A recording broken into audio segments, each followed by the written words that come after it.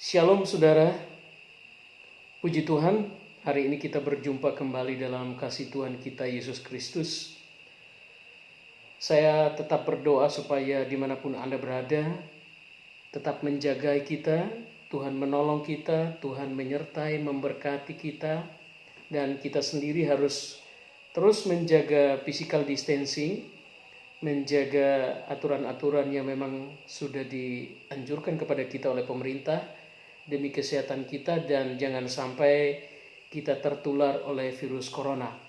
Puji nama Tuhan, saya terus berdoa dan berharap kita semua dimanapun berada senantiasa baik-baik, sehat-sehat saja dan senantiasa dalam berkat Tuhan. Puji Tuhan.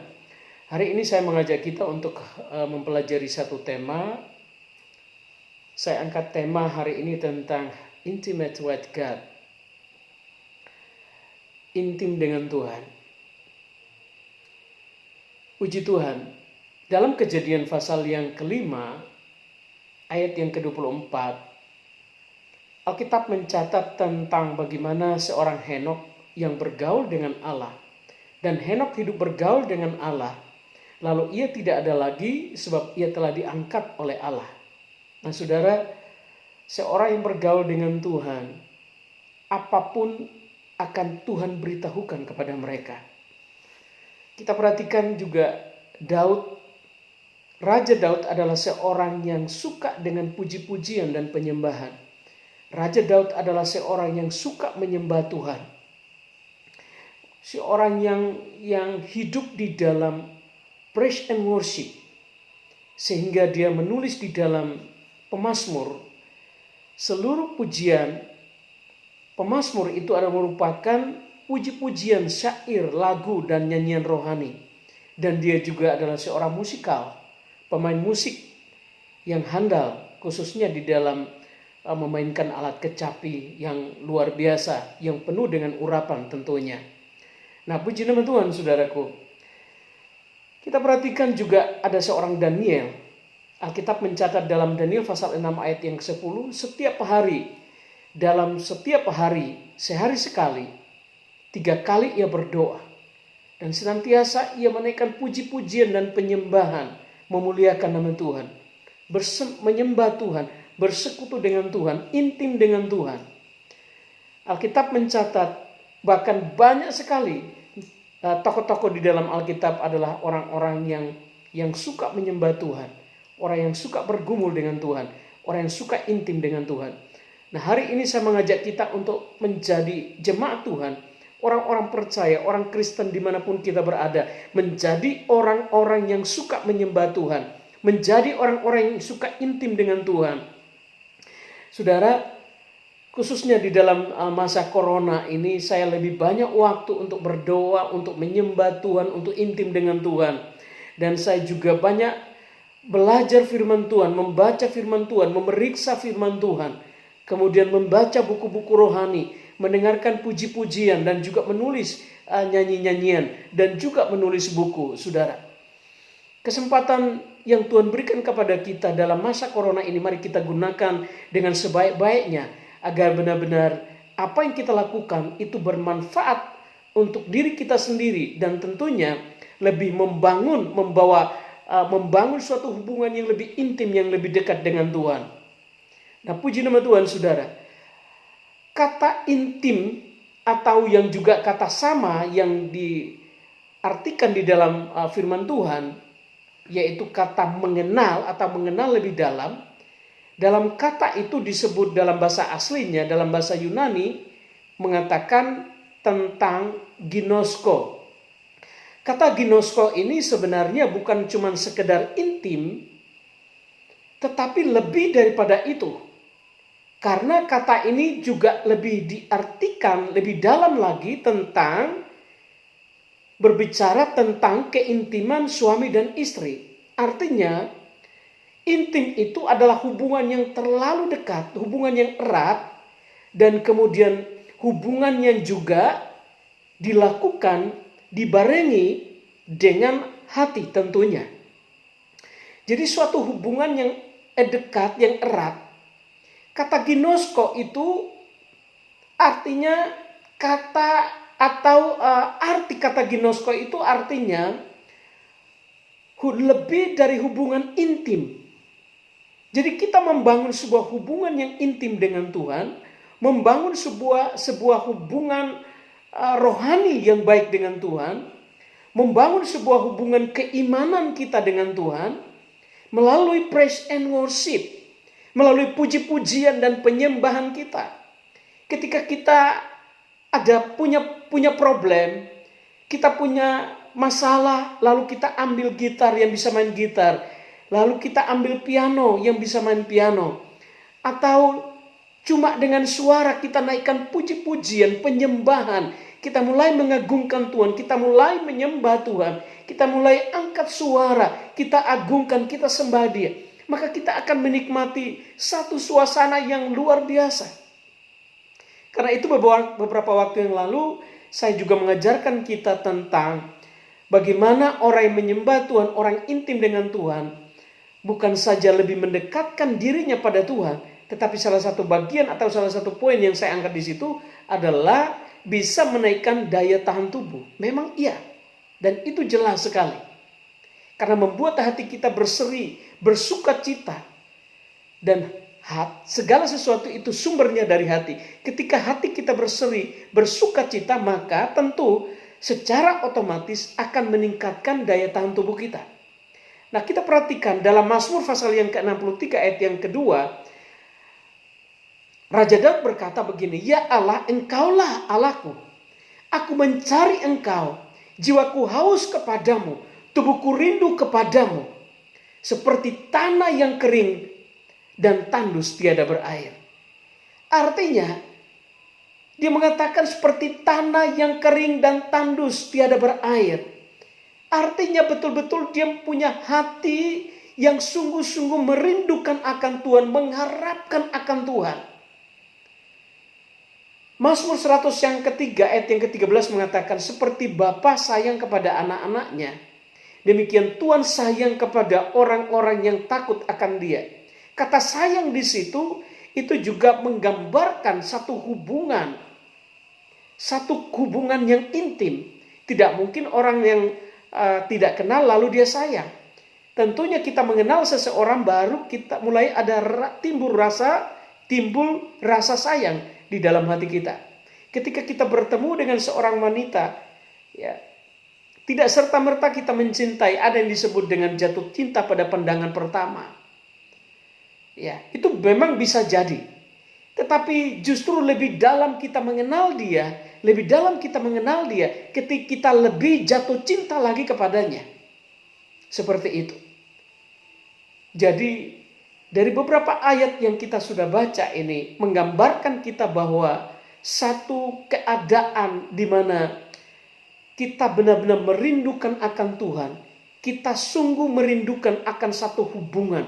Ada satu praise and worship, penyembahan yang kita rindukan untuk kita naikkan terus menerus dengan Tuhan. Saya mengajak kita seluruh jemaat Tuhan, seluruh orang-orang percaya dimanapun Anda berada, mari kita menjadi penyembah-penyembah yang terus menyembah Tuhan dan tidak pernah berhenti menyembah akan Tuhan. Di dalam penyembahan itu akan terletak kekuatan yang luar biasa. Baik, puji Tuhan. Nah, ada satu pertanyaan kepada kita. Mengapa kita harus bergaul intim dengan Tuhan? Atau mengapa kita harus menyembah Tuhan secara terus-menerus? Ada 3 poin. Yang pertama, sebab Tuhan akan memberitakan perjanjiannya kepada kita. Jadi, mengapa kita harus bergaul dengan Tuhan, harus menyembah Tuhan, harus intim dengan Tuhan? Karena yang pertama, sebab Tuhan akan memberitahukan perjanjiannya kepada kita. Ya. Kepada orang-orang yang intim dengan Tuhan, Tuhan akan memberitahukan perjanjiannya. Aku akan memberitahukan perjanjianku terhadap orang-orang yang bergaul karib dengan aku. Tuhan akan bergaul karib dengan orang-orang yang takut akan Tuhan. Dan perjanjiannya akan diberitahukan kepada mereka. Kemudian yang kedua, mendapatkan perlindungan daripada Tuhan. Dalam Mazmur 91 ayat 1 dan 2, orang yang duduk dalam naungan yang maha tinggi dan yang bermalam dalam naungan yang maha kuasa akan berkata kepada Tuhan, tempat perlindunganku dan kubu pertahananku, Allahku yang kupercayai. Jadi poin yang kedua, mengapa kita harus intim dengan Tuhan? Mengapa kita harus menyembah Tuhan? Yang pertama, sebab perjanjian yang akan diberitahukan kepada kita. Yang kedua, kita mendapat perlindungan yang sempurna dari Tuhan Yesus. Yang ketiga, karena kita menerima apa yang kita minta kepadanya. Yohanes pasal 15 ayat yang ke-7. Jikalau kamu tinggal di dalam aku dan firman-Ku tinggal di dalam kamu, mintalah apa saja yang kamu kehendaki dan kamu akan menerimanya. Jadi ada 3 hal itu. Mengapa kita harus intim dengan Tuhan? Yang pertama, perjanjiannya diberitahukan kepada kita. Yang kedua, kita mendapat perlindungan dari Tuhan. Dan yang ketiga, menerima apa yang kita minta kepada Tuhan. Lalu kita akan melihat ada 3 gambaran. Ya. Kita akan melihat ada 3 gambaran hubungan dengan Tuhan dari 3 contoh karakter sebagai berikut. Jadi kita akan melihat gambaran sebuah hubungan atau hubungan kita dengan Tuhan. Jadi gambaran hubungan kita dengan Tuhan, nah kita lihat dari 3 contoh karakter. Saya angkat contoh karakter yang pertama adalah hamba. Saudara, seorang hamba tidak bisa dekat dan makan semeja dengan tuannya atau bosnya. Hamba juga tidak dapat curhat dengan bosnya atau tuannya. Demikian sebaliknya. Sebab hubungan hamba dengan bos itu masih ditandai dengan batasan-batasan. Maka harus diperdalam lagi. Dari seorang hamba harus diperdalam lagi menjadi apa? Menjadi sahabat. Jadi yang pertama adalah hamba. Karakter yang pertama adalah karakter hamba. Yang kedua adalah karakter sahabat. Contoh karakter sahabat. Seorang sahabat tidak mungkin memanggil sahabatnya dengan sebutan bos. Betul? Seorang sahabat tidak mungkin memanggil sahabatnya dengan sebutan bos. Tapi dia akan memanggilnya dengan my friend, iya kan? Atau dia memanggil namanya. Ya, tapi tidak mungkin dia memanggil dengan sebutan bos atau tuan. Seorang sahabat juga jelas bisa makan semeja dengan sahabatnya. Seorang sahabat juga bisa curhat dengan sahabatnya ataupun sebaliknya. Sementara seorang sahabat tidak ikut memiliki apa yang menjadi kepunyaan dari sahabatnya tersebut. Jadi masih ada batasan. Sekalipun dia lebih masuk diperdalam lebih diperdalam lagi menjadi sahabat, tetapi tetap masih ada batasan-batasan yang membuat sahabatnya itu tidak bisa melakukan atau mendapatkannya, saudara. Nah, seorang sahabat tidak mungkin memiliki apa yang dimiliki oleh sahabatnya. Dia hanya ikut memuji, wah kamu punya ini, wah kamu punya itu. Seorang sahabat juga bisa meminjam barang atau sesuatu dari sahabatnya tersebut. Dan pasti dikasih. Tetapi pun ada batasannya. 1 kali dikasih, 2 kali dikasih, 3 kali dikasih tapi agak berat. 4 kali ada rasa keberatan. Dikasih, tidak, dan bisa-bisa tidak mungkin dikasih. Nah, oleh karena itu kita juga harus lebih diperdalam lagi menjadi seorang anak. Jadi contoh karakter yang ketiga adalah karakter anak. Nah, contoh karakter anak ini memiliki nilai hubungan yang tidak terbatas. Sebab bukan saja makan semeja dengan bapaknya, Karena seorang anak jelas panggil bapaknya papi, atau seorang bapak, atau seorang ayah. Juga seorang anak sangat dapat curhat bersama dengan bapaknya. Seorang anak juga dia punya kekuasaan yang sama dengan bapaknya, sehingga apa yang dimiliki oleh bapaknya itu juga milik daripada anaknya. Tidak mungkin apa yang dimiliki oleh bapaknya lalu tidak dimiliki oleh anaknya. Tidak mungkin. Apa yang dimiliki bapaknya pasti juga dimiliki oleh anaknya. Sebagaimana bapak punya kekuasaan, demikian juga anak punya kekuasaan yang sama. Kita perhatikan di dalam Lukas 15 ayat 11 sampai 32 itu menceritakan tentang anak yang terhilang. Tapi saya mengajak kita untuk memperhatikan dalam ayat yang ke-31. Kata ayahnya kepadanya, "Anakku, engkau selalu bersama-sama dengan aku, dan segala kepunyaanku adalah kepunyaanmu." Nah, kita perhatikan, segala kepunyaan ayahnya juga adalah kepunyaan anaknya. Jadi tidak mungkin anak tidak memiliki apa yang dimiliki oleh ayahnya. Karena itu saya mengajak kita untuk semakin memperdalam hubungan penyembahan kita dengan Tuhan. Mungkin pertama, hubungannya cuma sebagai seorang hamba. Yang kedua, kita masuk lebih dalam lagi, tetapi masih sebagai seorang sahabat. Tetapi yang ketiga, itu adalah titik yang tertinggi di dalam sebuah hubungan penyembahan. Titik yang tertinggi. Jadi harusnya hubungan keintiman atau penyembahan atau worship kita dengan Tuhan itu semakin lama semakin diperdalam. Semakin lama semakin diperdalam. Terus menerus diperdalam. Mencapai titik tertinggi di dalam kehidupan penyembahan atau keintiman kita dengan Tuhan. Dan jika kita sudah melakukan hal ini secara terus menerus, maka jelas pasti akan menjadi gaya hidup. Kalau sudah menjadi gaya hidup, tidak mungkin ayo orang dipaksa-paksa, ayo doa, baru doa. Ayo ke gereja, baru dia ke gereja. Tidak banyak alasan ketika kita sudah mencapai titik tertinggi di dalam hubungan keintiman dengan Tuhan, maka kita jelas akan suka berdoa. Kita jelas akan suka beribadah. Jelas kita pasti akan suka membaca firman Tuhan. Jelas kita juga akan suka mempraktekkan firman Tuhan. Merenungkan, mempraktekkan firman Tuhan itu.